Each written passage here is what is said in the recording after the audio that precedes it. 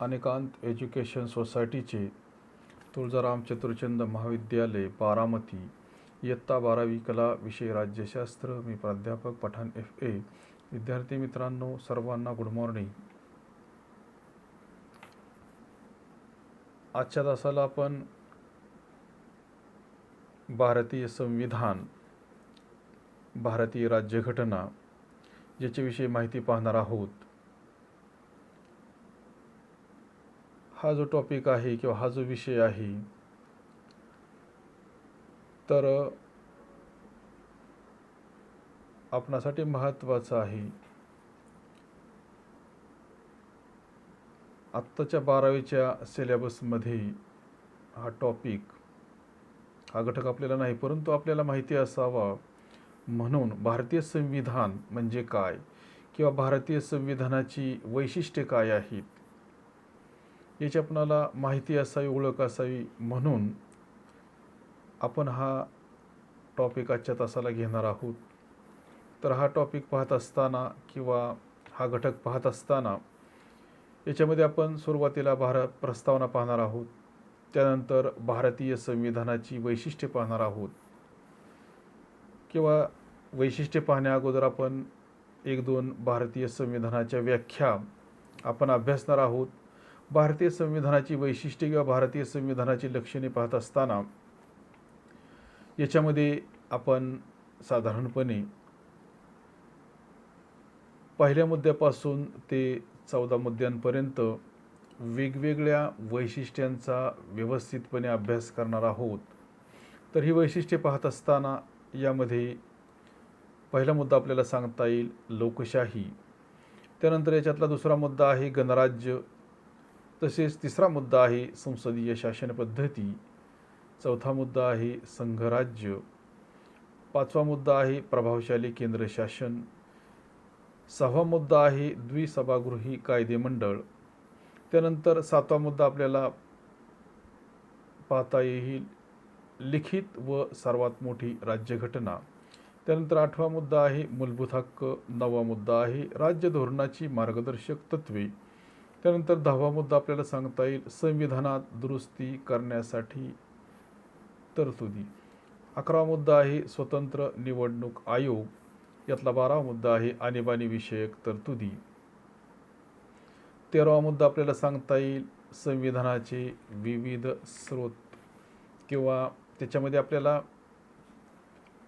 आकडा अ सांगता येईल अन्य संविधानांच्या तरतुदी, ब मुद्दा सांगता येईल 1935चा भारत सरकारचा कायदा, याच्यातला क मुद्दा आहे स्वातंत्र्य चळवळीची उद्दिष्टे, ड आहे समाज परिवर्तनाच्या चळवळी, याच्यामध्ये ई आपल्याला सांगता येईल महात्मा गांधींच्या विचारांचा प्रभाव, याच्यातला फ मुद्दा आपल्याला सांगता येईल समाजवाद, आणि भारतीय संविधानाचं शेवटचं लक्षण 14वं संविधानाची प्रास्ताविका. तर या 14 मुद्द्यांच्या माध्यमातून भारतीय संविधानाची आपण काही वैशिष्ट्ये पाहणार आहोत. तर याच्यामध्ये प्रस्तावना पाहत असताना आपल्याला सांगता येईल की कोणतीही संस्था असेल, ही जर संस्था चालवायची असेल, पुढे न्यावायची असेल, तर मग ती शिक्षण संस्था असेल, क्रीडा संस्था असेल, एखादी राजकीय संस्था असेल, आर्थिक संस्था असेल, तर त्याच्यासाठी ती चालवण्यासाठी काही कायदे आवश्यक असतात, नियम आवश्यक असतात, त्याशिवाय ती संस्था आपल्याला चालवता येणार नाही. मग राज्याचा जर आपण विचार केला तर राज्य सर्वच बाबतीमध्ये, म्हणजे राज्याचा जर आपण विचार केला तर राज्य आकाराने खूप मोठे आहे आणि त्याच्यामध्ये असंख्य व्यक्तींचा समावेश होतो, आणि मग या सर्वांना घेऊन किंवा या सर्वांचा विकास साध्य करत असताना राज्याला सुद्धा वेगवेगळे त्या ठिकाणी नियम करावे लागतात, कायदे करावे लागतात. मग त्याच्याशिवाय राज्य आपल्याला चालवता येणार नाही. म्हणजेच राज्य चालवण्यासाठी सुद्धा काही नियमांची आवश्यकता असते, आणि अशा नियमांनाच त्या ठिकाणी आपल्याला राज्यघटना असे म्हणता येईल, संविधान असे म्हणता येईल. मग संविधानाच्या जर व्याख्या सांगायच्या झाल्या, व्याख्या पाहायची झाली तर संविधान म्हणजे काय, राज्यघटना म्हणजे काय, तर नियमांचा संग्रह म्हणजे राज्यघटना होय. अनेक नियमांचा संग्रह म्हणजे राज्यघटना होय. किंवा सत्ता संबंधांचे आत्मचरित्र म्हणजे राज्यघटना होय. सत्ता संबंधांचे आत्मचरित्र म्हणजे राज्यघटना होय. मग या व्याख्या पाहिल्यानंतर किंवा प्रस्तावना पाहिल्यानंतर आपल्याला भारतीय संविधानाची, भारतीय राज्यघटनेची काही वैशिष्ट्ये त्या ठिकाणी सांगता येतील. याच्यातला पहिला मुद्दा आपल्याला सांगता येईल लोकशाही. लोकशाही या पहिल्या मुद्द्याचा विचार करत असताना लोकशाही म्हणजे काय, लोकशाही कशाला म्हणायचं, तर आपल्याला असं सांगता येईल की लोकांनी, लोकांसाठी, लोकांकडून चालविलेले शासन म्हणजे लोकशाही होय. किंवा ज्या ठिकाणी जनता सार्वभौम असते त्याला लोकशाही शासन पद्धती असे म्हणतात. किंवा ज्या ठिकाणी लोकांना अनेक प्रकारचे अधिकार दिले जातात, स्वातंत्र्य दिले जातात, हक्क दिले जातात, त्या शासन प्रकाराला लोकशाही शासन पद्धती असे म्हणतात. लोकशाही शासन पद्धतीमध्ये जनता ही सार्वभौम असते आणि जर आपण जनतेचा विचार केला तर जनता हीच सत्तेची मूळ उगमस्थान आहे. भारताचा जर आपण विचार केला तर भारतीय जनता ही सत्तेची मूळ उगमस्थान आहे. हा विचार संविधानकर्त्यांच्या मनामध्ये होता. स्वातंत्र्यानंतर लोकशाहीचा विचार करत असताना आम्ही लोकशाही शासन पद्धती जी स्वीकारलेली आहे, फक्त ती कागदोपत्री स्वीकारलेली आहे असे नाही, तर स्वातंत्र्यानंतर पहिल्या निवडणुकीपासूनच भारताला स्वातंत्र्य मिळाल्यानंतर 15 ऑगस्ट 1947 रोजी भारत देश स्वतंत्र झाला आणि भारताला स्वातंत्र्य मिळाल्यानंतर पहिल्या लोकसभेच्या पहिल्या सार्वत्रिक निवडणुकीपासूनच नागरिकांना मताधिकार दिला गेला. भारत हा पहिला असा देश आहे की ज्या ठिकाणी प्रौढ मताधिकाराच्या तत्वाचा वापर पहिल्या निवडणुकीपासूनच केला गेला आहे.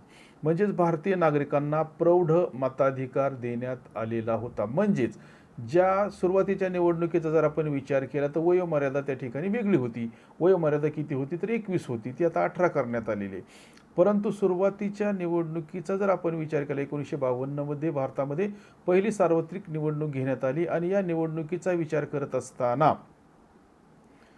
या निवडणुकीमध्ये भारतीय नागरिकांना प्रौढ मताधिकार देण्यात आलेला होता. प्रौढ मताधिकार म्हणजे काय, तर ज्या व्यक्तीचे वयवर्ष 21 पूर्ण होते अशा सर्व स्त्री आणि पुरुषांना मतदानाचा अधिकार दिला गेला होता. याला प्रौढ मताधिकार असे म्हणतात. आणि हा अधिकार देत असताना धर्म, जात, वंश असेल, पंथ असेल, शिक्षण असेल, संपत्ती असेल इत्यादी कोणत्याही कारणांवरून त्या ठिकाणी भेदभाव हा केला गेलेला नव्हता. असा जो भारतीय नागरिकांना मतदानाचा अधिकार प्राप्त झालेला होता त्याला प्रौढ मताधिकार असे म्हणतात. आणि जगातील इतर देशांचा जर आपण विचार केला, इंग्लंड असेल, अमेरिका असेल किंवा इतर देशांचा जर आपण विचार केला तर इतर देशांमध्ये स्त्रियांना मतदानाचा अधिकार मिळविण्यासाठी त्या ठिकाणी वाट बघावी लागलेली आहे. परंतु भारत हा एकमेव असा देश आहे की ज्याने पहिल्या निवडणुकीपासून स्त्रियांना मतदानाचा अधिकार त्या ठिकाणी दिलेला होता. म्हणजेच हा अधिकार देत असताना कोणताही भेदभाव हा केलेला नव्हता. त्याच्यानंतर अनेक देशांमध्ये मतदानाची व्याप्ती हळूहळू वाढत गेली. मात्र आपल्या देशाचा जर आपण विचार केला तर भारतामध्ये हा अधिकार सर्व स्त्री, पुरुष, गरीब, श्रीमंत, शिक्षित, अशिक्षित या सर्वांना एकाच वेळी मिळाला. म्हणजेच हा अधिकार देत असताना त्या ठिकाणी कोणत्याही प्रकारचा भेदभाव हा केला गेलेला नव्हता. आत्ता आपण पाहिल्याप्रमाणे सुरुवातीच्या काळामध्ये मतदानामध्ये भाग घेण्यासाठी जी वयोमर्यादा होती ही वयोमर्यादा त्या ठिकाणी 21 वर्ष होती. परंतु त्याच्यानंतर याच्यामध्ये बदल करण्यात आला. 1989 पासून किमान वयाची अट ही जी आहे ही 21 वरून 18 वर्षांपर्यंत कमी करण्यात आलेली आहे. म्हणजेच भारतीय राज्यघटनेचं महत्त्वाचं वैशिष्ट्य आपल्याला सांगता येईल लोकशाही, डेमोक्रेसी. म्हणजेच आम्ही फक्त राज्यघटनेमध्ये लिहून ठेवलेलं नाही की भारतामध्ये लोकशाही शासन पद्धती आहे, तर आम्ही याची अंमलबजावणी भारतामध्ये 1952मध्ये जी लोकसभेची पहिली सार्वत्रिक निवडणूक झाली, या निवडणुकीपासून आम्ही भारतीय लोकांना मतदानाचा अधिकार हा दिलेला आहे आणि तोही कोणत्याही प्रकारचा भेदभाव न करता. हे भारतीय राज्यघटनेचं आपल्याला पहिलं महत्त्वाचं वैशिष्ट्य सांगता येणार आहे. त्याच्यानंतर आकडा 2 आपल्याला सांगता येईल गणराज्य, की ज्याचा उल्लेख आपण रिपब्लिक असा करतो. गणराज्य म्हणजे काय? भारत हे गणराज्य आहे. गणराज्य म्हणजे काय? तर ज्या गणाचा प्रमुख वंश परंपरेच्या तत्वानुसार अधिकार पदावर येत नाही, तर ज्याची निवड प्रत्यक्ष किंवा अप्रत्यक्ष जनतेकडून ठराविक काळासाठी केली जाते, असे राज्य म्हणजे गणराज्य होय. भारताचा जर आपण विचार केला, ग्रामपंचायतीपासून ते राष्ट्रपती पदाच्या निवडणुकीपर्यंत जर आपण विचार केला, तर भारतातील कोणतेही पद हे वंश परंपरेच्या तत्वानुसार अधिकार पदावर येणार नाही किंवा कोणालाही दिले जाणार नाही आणि त्याच्यासाठी निवडणूक ही घेतली जाईल. मग ती प्रत्यक्ष असेल किंवा अप्रत्यक्ष असेल. प्रत्येक निवडणुकीच्या माध्यमातून निवडून आल्यानंतर त्या पदाचा कालावधी ठराविक वर्षांसाठी असेल. भारताचे राष्ट्रपती 5 वर्षांसाठी निवडले जातात, कारण भारत हे गणराज्य आहे. एक पद तुम्हाला कितीही वेळा प्राप्त करता येणार आहे, परंतु तुमच्या पदाची मुदत संपल्यानंतर त्या ठिकाणी पुन्हा एकदा त्या पदासाठी निवडणूक ही घेतली जाणार आहे, कारण भारत हे गणराज्य आहे. मग गणराज्याचा विचार करत असताना लोकशाहीच्या बरोबरच गणराज्याचा सुद्धा स्वीकार संविधानामध्ये केला गेलेला आहे. आधुनिक काळाचा जर आपण विचार केला, आधुनिक लोकशाहीमध्ये गणराज्य हे अपरिहार्य बनले आहे. आज अगदी थोड्या देशांमध्ये लोकशाही बरोबर नाममात्र राजेशाही आढळते. आज आपण जगाचा जर सर्वे केला, तर आज अगदी थोड्या देशांमध्ये लोकशाही बरोबर नाममात्र राजेशाही आढळते. फॉर एक्झाम्पल, इंग्लंड हे गणराज्य आहे का? इंग्लंड हे गणराज्य आहे का? भारत हे गणराज्य आहे, परंतु इंग्लंड हे गणराज्य आहे का? तर इंग्लंड हे गणराज्य आहे असे आपल्याला म्हणता येणार नाही, कारण त्या ठिकाणचा असणारा राजा किंवा राणी ही वंश परंपरेच्या तत्वानुसार अधिकार पदावर येते. त्या ठिकाणचा असणारा राजा किंवा राणी वंश परंपरेच्या तत्वानुसार अधिकार पदावर येते. म्हणून आपल्याला असे म्हणता येईल की इंग्लंड हे गणराज्य नाही. आपण उदाहरण पाहत असताना असे म्हणू शकतो की इंग्लंड गणराज्याचा अर्थ राज्यप्रमुख निवडणुकीने सत्तेवर येतात, परंतु इंग्लंडमध्ये असे होताना दिसत नाही. भारतातील शासन रचनेवर इंग्लंडचा प्रभाव आहे असे म्हटले जात असले तरी सुद्धा भारतीय संविधानाने कोणतेही पद वंश परंपरेने देऊ केलेले नाही हे आपल्याला सांगता येणार आहे. जसे आता आपण पाहिले की राष्ट्रपती हे निवडणुकीने पदावर येतात. नुसते पदावर येतच नाहीत, तर त्यांच्या पदाचा असणारा कालावधी हा ठराविक असणार आहे. किती वर्षांचा असणार आहे? तर तो 5 वर्षांचा असणार आहे. म्हणूनच आपल्याला म्हणता येईल की भारत हे गणराज्य आहे. भारताचे जे काही राष्ट्रपती आहेत हे अप्रत्यक्षरित्या निवडून येतात. म्हणजेच आपले जे काही प्रतिनिधी आहेत, लोकसभा असेल किंवा विधानसभेचे, यांच्याकडून भारताच्या राष्ट्रपतीची निवड केली जाते. त्याच्यामध्ये आपला प्रत्यक्ष सहभाग आहे का? नाही. आपण त्याच्यामध्ये सहभागी आहोत अप्रत्यक्ष, कारण आपण निवडून दिलेले प्रतिनिधी भारताच्या राष्ट्रपतींची निवड करतात 5 वर्षांसाठी. म्हणून याला आपण काय म्हणतो? अप्रत्यक्ष निवडणूक पद्धती असे म्हणतो, कारण याच्यामध्ये आपला प्रत्यक्ष सहभाग नाही. तर भारताचे जे काही पंतप्रधान आहेत प्रत्यक्ष निवडणुकीने सत्तेवर येतात. भारताच्या पंतप्रधानांना आपण प्रत्यक्षपणे त्या ठिकाणी मतदान करतो आणि त्याच्यामुळे ते प्रत्यक्ष मतदान पद्धतीने किंवा निवडणुकीने सत्तेवर येतात.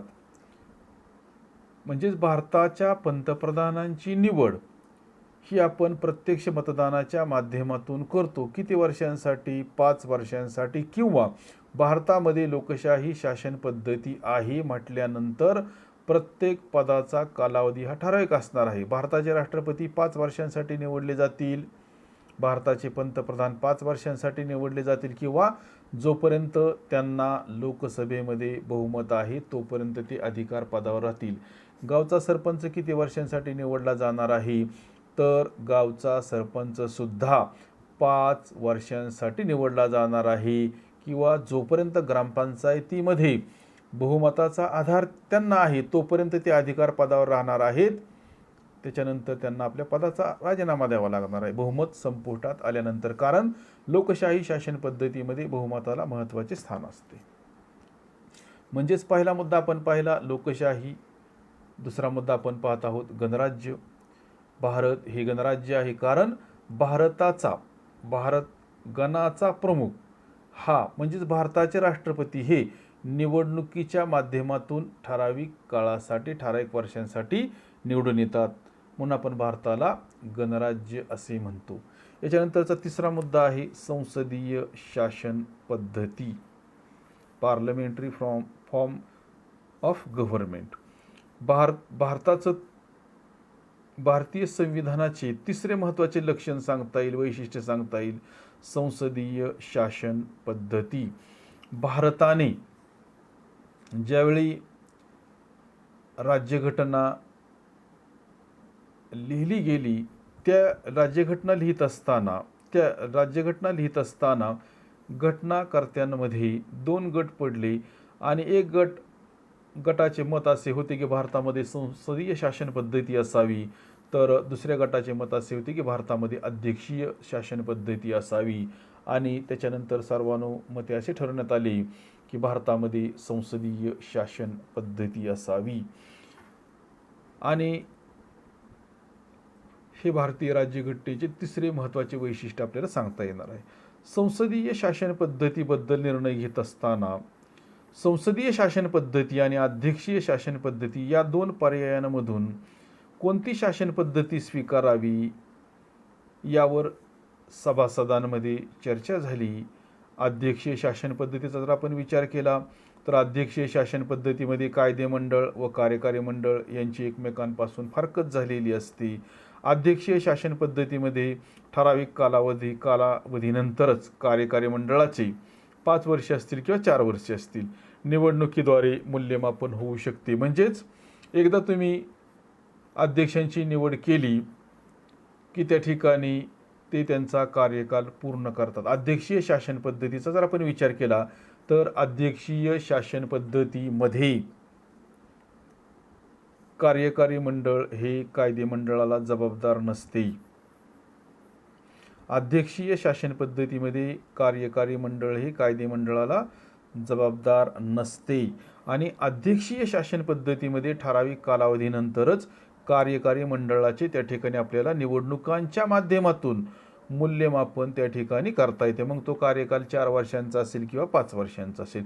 त्याच्या अगोदर आपल्याला कोणत्याही पद्धतीने अध्यक्षांना परत बोलवता येत नाही. त्यांच्यावर महाभियोगाचा खटला विशिष्ट परिस्थितीमध्ये चालवला जातो आणि त्याच्यामध्ये जर ते दोषी आढळले तर त्यांना आपल्याला परत बोलवण्याचा अधिकार आहे. इतर मार्गाने त्यांना परत बोलवता येणार नाही. त्यामुळे तेथे स्थैर्य प्राप्त होते. अध्यक्षीय शासन पद्धतीमध्ये ठराविक काळानंतरच निवडणुका होतात आणि त्याच्यामुळं त्या ठिकाणी राज्यकारभार करत असताना किंवा कोणताही निर्णय घेत असताना त्या ठिकाणच्या गव्हर्नमेंटला, सरकारला स्थिरता प्राप्त झालेली आपल्याला दिसते. मात्र आपण संसदीय शासन पद्धतीचा विचार केला तर संसदीय शासन पद्धतीला जबाबदार शासन पद्धती असे म्हणतात, कारण संसदीय शासन पद्धतीमध्ये कार्यकारी मंडळ हे कायदेमंडळाला जबाबदार असते. म्हणजेच जोपर्यंत कायदेमंडळाचा कार्यकारी मंडळास पाठिंबा आहे तोपर्यंत कार्यकारी मंडळ त्या ठिकाणी सत्तेवर राहते आणि ज्यावेळेला कायदेमंडळाचा पाठिंबा गमावला जातो किंवा सरकार अल्पमतामध्ये येते, बहुमत संपुष्टात येते, त्यावेळी मात्र त्या ठिकाणी त्या देशाचे असणारे पंतप्रधान यांना आपल्या पदाचा राजीनामा त्या ठिकाणी द्यावा लागतो. म्हणून आपण संसदीय शासन पद्धतीला एक जबाबदार शासन पद्धती असे म्हणतो, कारण या ठिकाणी जोपर्यंत तुम्हाला कायदेमंडळाचा पाठिंबा आहे तोपर्यंत तुम्ही अधिकार पदावर राहणार आहात आणि पाठिंबा संपुष्टात आल्यानंतर तुम्हाला तुमच्या अधिकार पदाचा राजीनामा द्यावा लागणार आहे. म्हणूनच आपण संसदीय शासन पद्धतीला जबाबदार शासन पद्धती असे म्हणतो. मग या शासन पद्धतीमध्ये कायदेमंडळ कार्यकारी मंडळावर वेगवेगळ्या प्रकारे नियंत्रण ठेवू शकते. जसे की मग प्रश्नोत्तरांचा तास असेल, अविश्वासाचा ठराव असेल, तहकुबी सूचना असेल, लक्षवेधी सूचना असेल, अशा किंवा अविश्वासाचा ठराव असेल, अशा वेगवेगळ्या मार्गांनी कायदेमंडळ कार्यकारी मंडळावर त्या ठिकाणी नियंत्रण ठेवू शकते आणि म्हणून त्याला जबाबदार शासन पद्धती असे म्हणतात. तर विद्यार्थी मित्रांनो, आपण आज याच ठिकाणी थांबणार आहोत. राहिलेला भाग आपण नंतरच्या तासाला पाहणार आहोत.